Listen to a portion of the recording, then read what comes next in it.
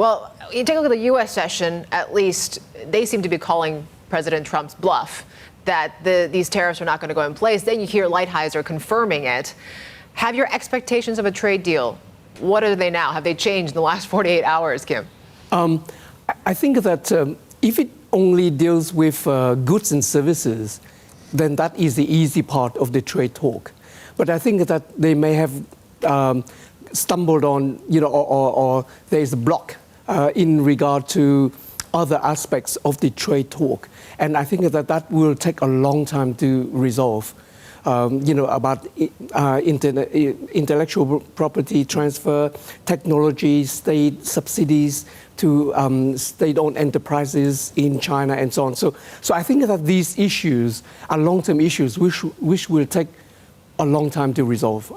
And I think that's a stumbling block. But how do we price that in then? Yeah. Because like the reminder yesterday is we're 280 characters away from a $500 billion in losses. Right. Almost all the time. Obviously, that's a bit extreme. Right. But do markets then build in a risk premium?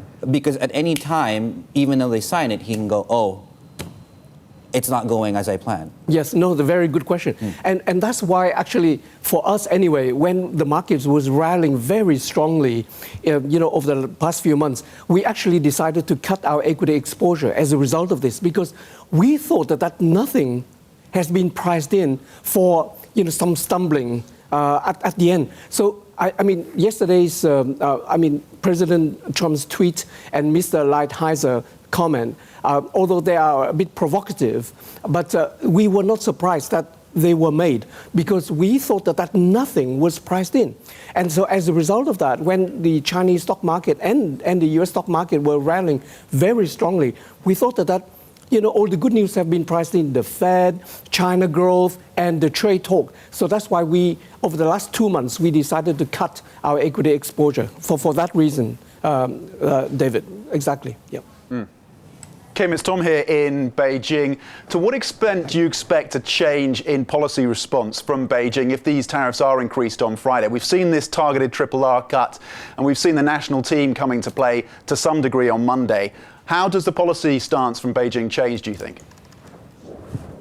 I think it's difficult to say, actually, because, China obviously will have to show that they will need to do something. But I think that they will take their time to actually reply. I think that it won't be immediate, because this is an increase on the $200 billion from 10% to 25%. So it is damaging to a certain extent to that block of exports from China to the US. But it is not a disaster. So we think that, yes, there could be some retaliation, but we believe that it won't be a very, catastrophic. We think that it will be a measured response from China.